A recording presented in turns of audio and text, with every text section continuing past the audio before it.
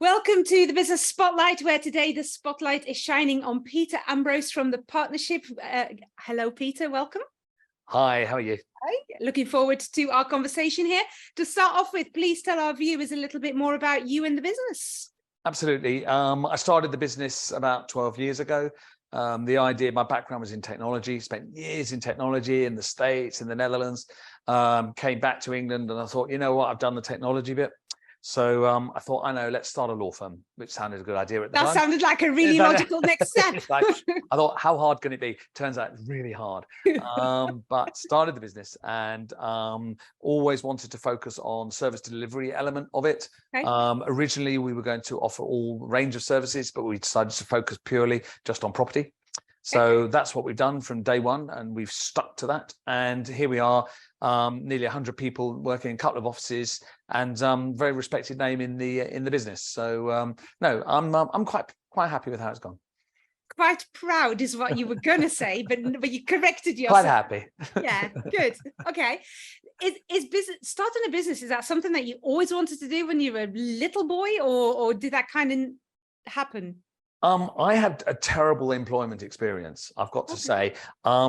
I've lost so many jobs, and I just got so tired of being in a situation where you're out of control and you get terribly frustrated if you've got very high expectations. And working in an environment, I was in sales for 15 years, and that's a rough place to be. And I just got so tired of it. And I thought, you know what, the only place that I'm going to not get fired is if I own the company myself. So, so that's why that was my main driver. And also it was this real thing that said, I need to prove that I can do this. There was a lot of proving to myself, to other people who may have doubted me in the past. And it was like, I can set up a business, and I will show you that if you use the right ethos and have the right attitude, then you can be successful. And you don't have to be an awful person. You can do things like, you can be nice. Yep. Yeah, you can care about your colleagues, you can care about the business, and still be successful. So it was something that I'd been thinking about for a long time. I just needed the right vehicle. Okay. So why a law firm? Well, I mean, when we originally started the business, it was at the time where there was a new product on the market called home information packs. And this was something that came in, and you had to have this pack of information available to you before you sold your house. And I thought to myself, well, look, you need some legal expertise, but you need technology expertise, and you need process expertise, and you need to be able to convince people to work with you. So that's when I started up. That was the first business, because I thought, well, I've got the skills for that. And then what I realized, having run that business, I sat there going, I'm always think that you're judged by the company you keep.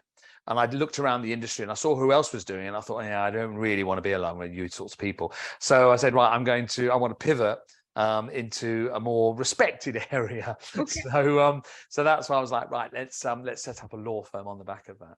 Okay. So it was a transition, should I say? It's because I wanted to be in a nicer world. Not sure actually that's the case, but either way, that was the idea as when I started off, because I thought, well, lawyers are respected, and there's value to what they bring. So that's what I wanted to do. So that's really why I sort of moved into the legal side of things. So talk me through what your business does really well. What do we do really well? We're really good at supporting our colleagues. I think that's the number one thing we do really, really well. It's really tough what we do. I think we excel at that.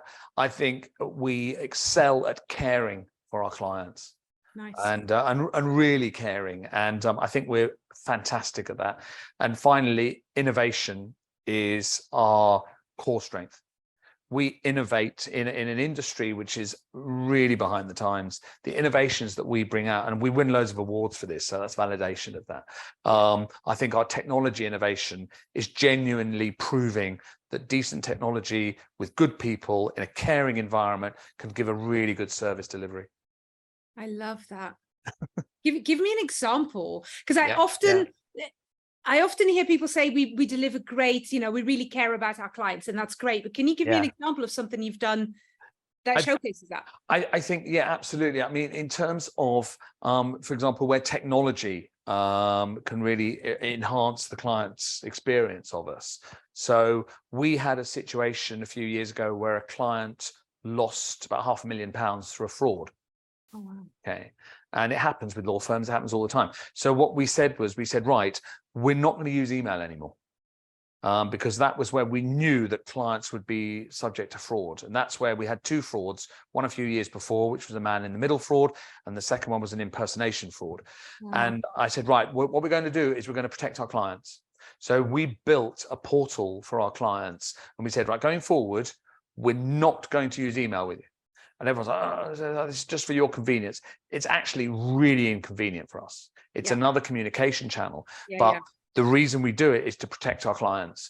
And what it also does is it allows us to open up the work that we're doing so that clients can see exactly what's going on. So therefore they can see the value that we present. We get the responsiveness of that. And so, and combined with this protection of their own interests. And we always say, this is here to protect you. And it's just a really good example where we've put ourselves at a disadvantage in many ways. It would be much easier to use email. Of course it would have done.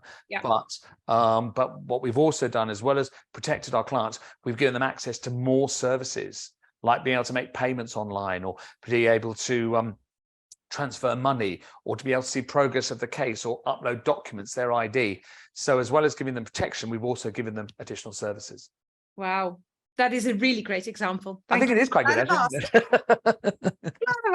Sometimes it's just drilling down, isn't it? Because you hear so many people say that, and it sounds great, but actually, what does that mean on a practical day-to-day basis? Practical basis, and also what it means is, from a service delivery point of view, it demonstrates transparency. In there, so that we're not that faceless organization. One of the things we did, for example, on the portal is we put the lawyer's photograph on there. Yes, I saw. So they even on your website. On the website as well. We do that as well. And so that when people log in, they say, this is the person I'm dealing with, and this is their assistant. And it's just trying to get that personal approach. And in terms of, you ask about how do we demonstrate that we care about our people, we're very, very different. And I would say, to one of my interview questions with prospective candidates is, what do you notice about our team, our employee page, our team page that's different than any other law firm? And there's a fundamental difference. It's one of our test questions, right? And the difference is it's in alphabetical order. Okay. See, I hadn't noticed that. And I have to admit, I scrolled through it and I thought, oh, I love it. They've put, because often when you look at team pages, it's the bosses at the top, and then it whittles down. And I thought, what they do. This was topsy-turvy, but I still got it wrong then. It's alphabetical, and that's exactly, you've got it in one, because what you find in traditional law firms, what they do is you have your partners, your associates, then your solicitors. Chances are you won't even have what they call support staff on their website. Yeah, that's disrespectful towards your colleagues. So what I've said is, it's in alphabetical order. And that really, if that sums up the ethos of the organization, which is like, everyone is equally and as important as everybody else. And you do that by saying, you take an arbitrary order that says, okay, let's do it alphabetical. The only one that's last is the office dog. That's the only thing. She really is the bottom of the pile. I'm sorry, we had to make an exception. To be fair, that's just rude. I mean, she should have been on the top. Always. Health and safety, HR, IT experts, they do everything, right? Mine used to do anyway. I would also highly recommend anyone watching this, go and have a look at your website. It's in the comment box. We won't share this, but I think on your team page, there's also your quirky statement that's underneath every picture. I absolutely love, but it's a different people to go and investigate it. Yeah, absolutely. I love that. It's very different than any other law firm I've seen. Exactly. Yeah. So that's good. So you've been in business quite a while. I would imagine you've gone through some challenges. What have been some of the ones that spring to mind for you? The most difficult challenge, I think, was the stamp duty holiday. During lockdown. Obviously, what happened during lockdown was the property market was closed. So we were faced, from March the 20th, 2020, we were faced with no business. Like zero. And at this point, we put all our eggs in one basket as owners. We were faced with the prospect of no money coming in at all. So we'd sent everybody home. I was going into the office every day to check the post and make everything was okay. But we didn't know what was going to happen at all. And we had 2 months of zero. And that was a real challenge. And then, of course, what happened was in May, when they said, oh, yes, people can go and buy houses again. And then a few months later, when they put fuel on the fire and said, OK, we're going to reduce stamp duty, everything took off like a rocket. Okay. And in many ways, that was more challenging than not having any work. Not having any work was like, wow, the music stopped. Okay. And every business talks about, you know, the music stop. And if you know, then what do you do? But we really had a dead stop. And that was the second time actually I've had to deal with that. I had it with home information packs when they scrapped them overnight. So I was used to dead stops. I was okay with that. Yeah. But the challenge happened was that when we started taking on work and we realized that at some point we were going to have too much work. Okay. And that was the most difficult decision I've ever made in business. Because what I decided was, because we're very lawyer heavy, and of course lawyers are very risk averse, and my colleagues said to me, but supposing we don't know how long this is going to last, this great amount of work, we need to keep taking on more work because we don't know. And I took the decision was to start turning away work. Right. Okay, and I took that decision by myself. The most difficult decision that I've ever made. And so, and we stopped in the September, and we didn't take on work from the September until the January, whilst we cleared down the pipelines. Yeah. That took a strong stomach. So people calling up saying, we want to give you work. And we were saying, no, we're not taking on work. And then we took it on again and it started picking again. So I stopped it again in the May. And then it happened again in the October. So 3 times in the space of a year, I'd started turning away work without a shadow of a doubt, the most difficult thing I've ever done. It was absolutely the right call. 100%. Say, like, looking back on that now. 100%. 100%. The reason, what was interesting about it, and I think it's a really good lesson for other business owners, we could have taken on loads more people, only we couldn't because we couldn't find them. But at the time we said, right, we need to hire quickly, but you couldn't hire people. Yeah. And so because we couldn't hire quickly enough, we decided to stop the work.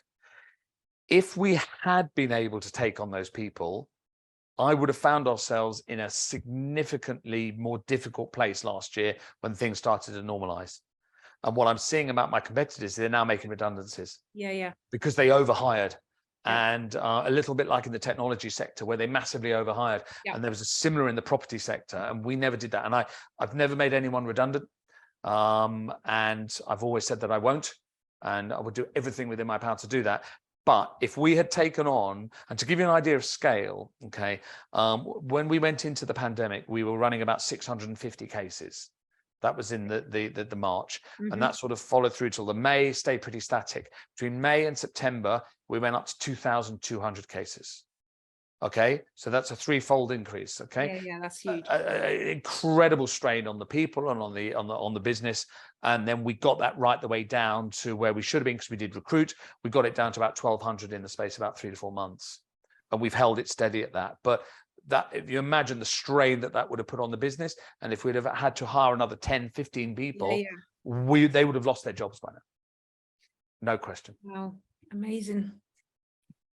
We kind of talked about this. My next question, we talked about this offline already, but I'm going to ask it anyway.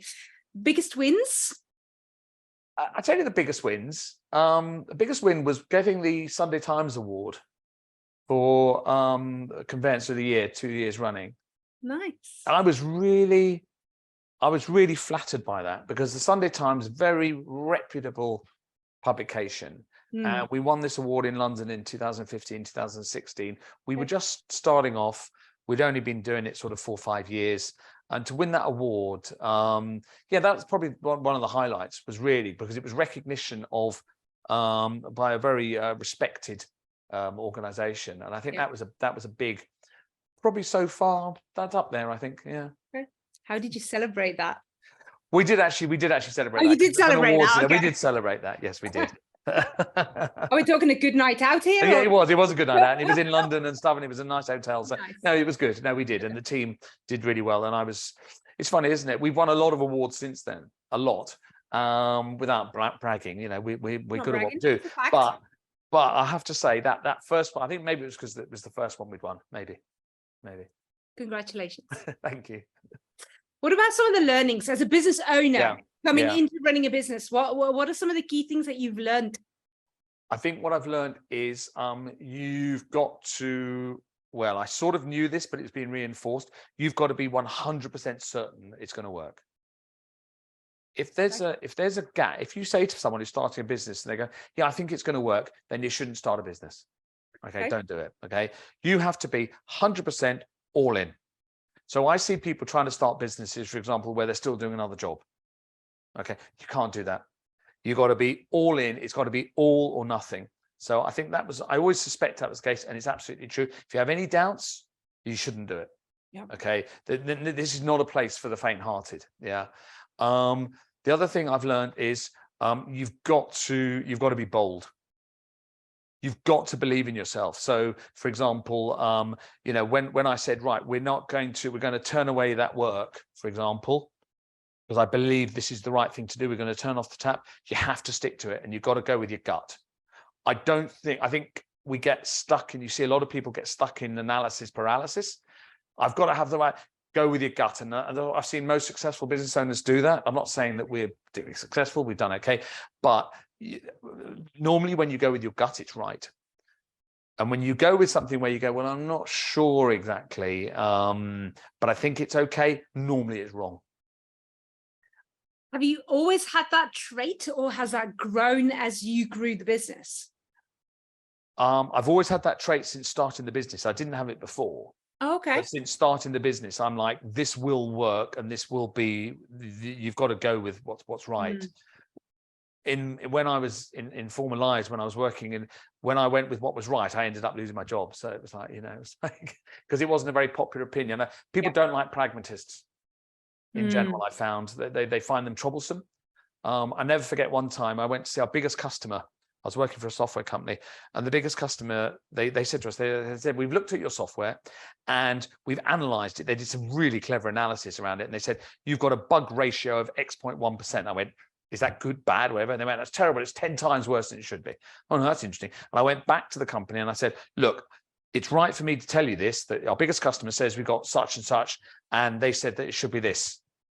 And they said, no, you can't question what we're doing. And they fired me. So in the past, when I thought I did what was right, and I still to this day, I stand by that I did the right thing. They needed to know this. It always ended up in disastrous consequences. But when you run your own business, if you've got the confidence and the competence to make that decision, and I've got to say, we've made very few mistakes, but we're very cautious. Bold but cautious. When I look back at the mistakes we made so far, because we're quite considered, and I have 4 other lawyers as directors. I mean, you know, they can't be anything but considered. We've not put a foot wrong, and I put that down to having the right team around you, people that will balance you. You need ambition, but you need balance as well. Do you feed that boldness through to your team? 100%. 100%. How's that been reflected on like a day-to-day basis? How's it reflected? It's reflected in the type of people we employ. Right. Okay. So it's employment, really. And the attitudes that they bring, and the way that we can develop people. So, for example, we can develop people very quickly. We can promote very quickly. So I've got one of my directors who joined us about 5 years ago. She was an ex-estate agent, and now she's the director in a law firm. So she's got qualified. She was a team leader and so forth. And that's just through pushing people and giving them the confidence to be able to take it on. Yeah. What still keeps you awake at night as a business owner? Not much. Good. There's not many business owners that can say that. So I tell you what used to. I tell you what did used to, actually, up until 2 years ago, was ransomware. Right. Ransomware genuinely worried the heck out of me, because I was sitting there thinking, you can't come back from that. If you lock up all your files, you can't. And that really worried me, because I thought that would be a stop which I couldn't come back from. Because I couldn't, because everything would stop. So, but we took steps to rectify that, and we put it onto the cloud. We put all our data onto the cloud. Okay. And now that concern has gone.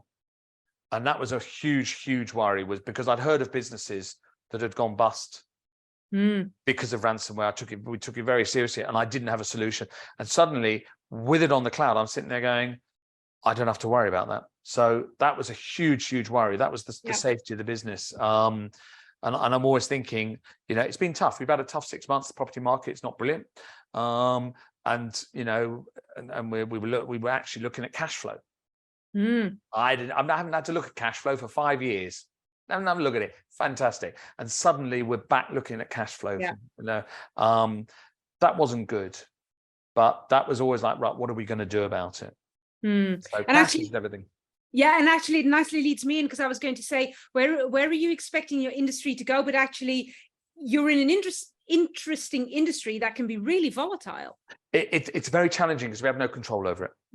All it takes is, so for example, we were coming out at the end of the pandemic and everything was looking okay. We had the summer sort of adjustment and that was okay last year. And then we were pretty confident. That things were on the up. And then, of course, we had the Liz Truss government, which basically killed the property industry because everyone just went, whoa, and everything stopped. And we knew then, we were like, wow, this is going to take 6 months to unwind, because you had the 3 months of everything stopping, everything going through. And so we knew that until April, it was going to be really tricky, and it was.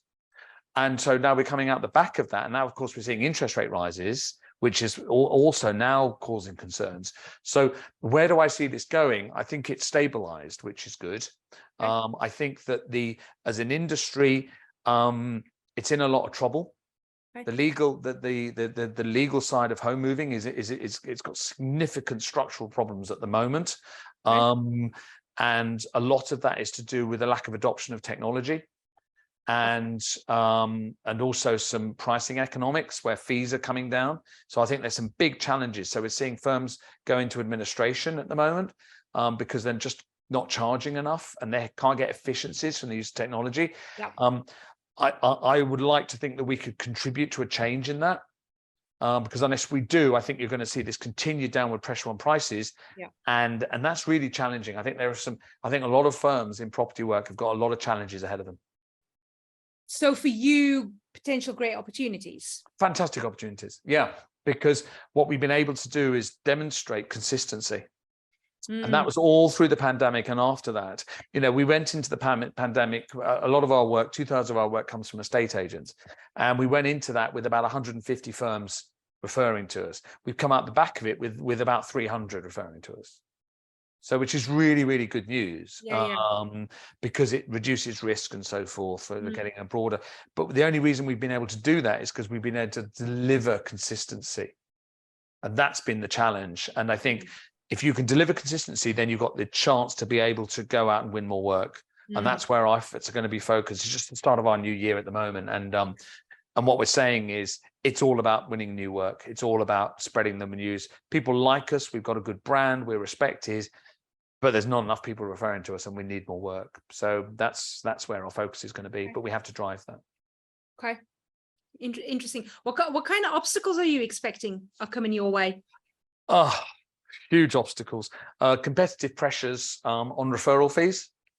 Right. So and that's a huge problem for the industry, that it needs to work out what it's doing.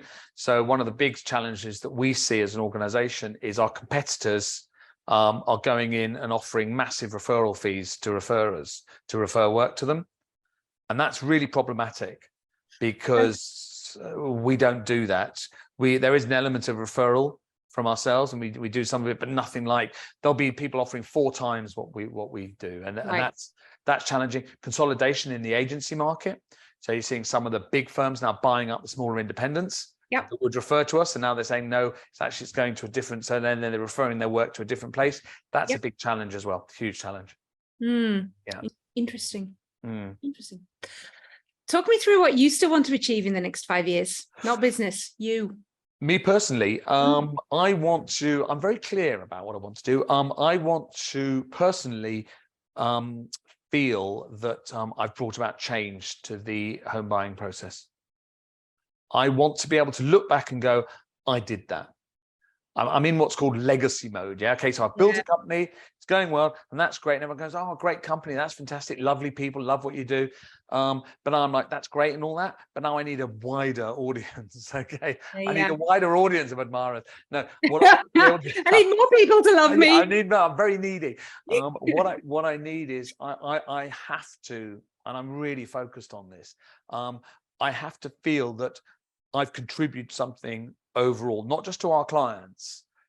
We've moved 30,000 people over the years, and that's great. So we've enabled 30,000 people to move house, and that's great. However, it's not enough, because every year 2 million people move house. Okay, there's 1 million transactions per year. And what I want to do, and every person that moves house has a miserable experience.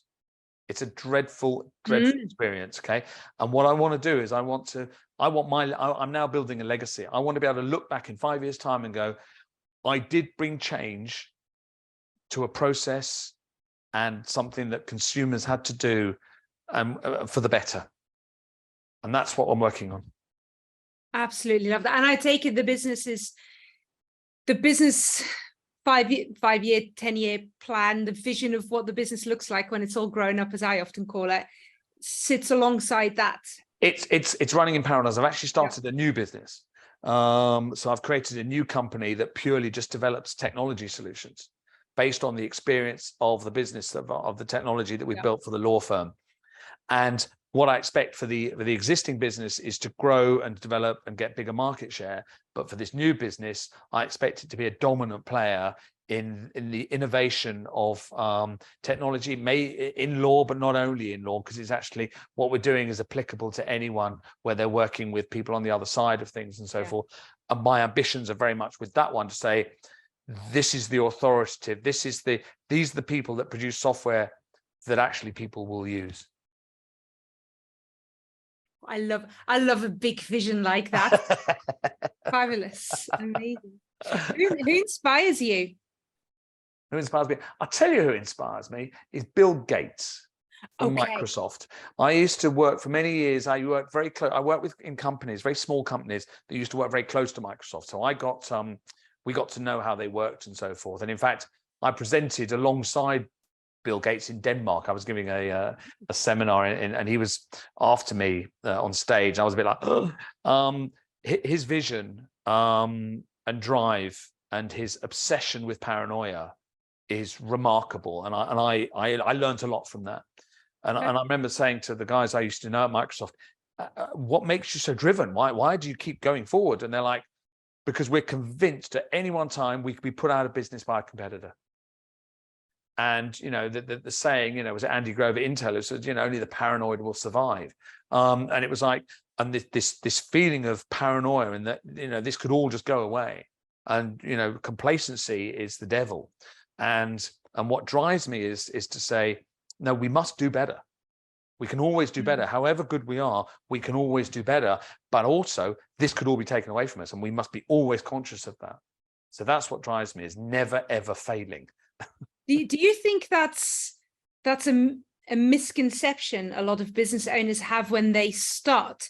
They think, oh, when I get to this stage, then I will have made it, then I'll be good, then we've got this. And actually, by the time you get there, it's the next level and the next level. It is in a way. I mean, it's interesting. When I started the business, I said success is 100 people. Okay. That's how I said. I said, if I get to 100 people, that's successful. Okay. And I'm going to stick with that. Okay. So, you know, we're nearly at 100 people in the law firm. It's taken longer than I would have liked, but we are where we are. And that is also a challenge, because if you sit there saying, okay, if you set yourself these goals and you then achieve them, it's quite dangerous. But so it's that I've sort of relegated that to the back of my mind. But that's part of the reason for starting the new business, is to say, right, okay, this is going to improve the well-being of my other firm, okay, my other company, because I need someone else to take that on further beyond that, because I've got to the point where that was my goal. So I need to hand it over to other people who have more ambitious goals than that. Such a good one. I love the fact that but I love the fact, and you might laugh, but I see and work and talk to so many people that just kind of look at themselves. No. And never that next step. Yeah, it has to be, because you have your own goals. And when you reach your goal, it doesn't matter where it is. You know, with this new business, someone said to me, what does success look like for this new business? Yeah. And that 100 number came out again. I said, well, if we get 100 clients, if we get 100 customers using it, then that would be great. Okay. But 100 customers is nothing. I've got 4,000 that I need to be using it. But I'm trying not to fall into that trap again of saying, oh, it's 100, because actually 100 is nothing. That's, you know, it's such a tiny proportion of the market. That said, interestingly, we as a company, we work with about 1/3 of all of the law firms in the market today. So I'm sitting there going, well, if I can work with 1/3 of them over there, then we should really probably work with 1/3 of them in this new business, which is around 1,400 firms. So really, I should say, well, it should be 1,400 if I can achieve it there, but it's a different dynamic. But yeah. It is it's a different way of thinking though, as well. It's a different way. It is different because what we're doing is we're acting on one side only, whereas with the technology, you're trying to get people to take on that. So it is a different model. Yeah. If you had the opportunity to go back to 18-year-old Peter, yes, what would you tell him? What advice would you give him? I'd say, don't go and work for anyone else. Go and do your own thing straight away, because it's not going to end well. It's not going to end well. Although you've learned some good lessons along the way. I have learned some. Well, it's taught me. You always take away things.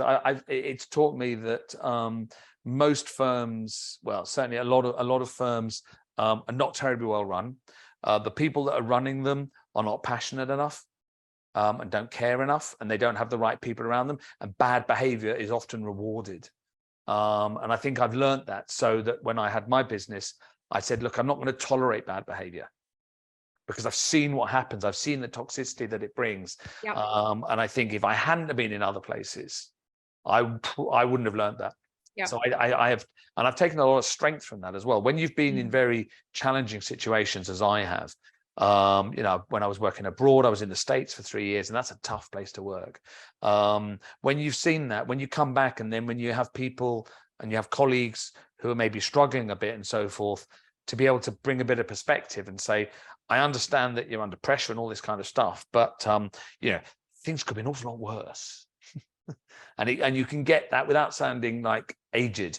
You can get that perspective, and I think that's really important. And that's what I bring. I like to think I bring to the organization is a sort of a much more measured perspective. You think this bad, what about that? And this could happen. It's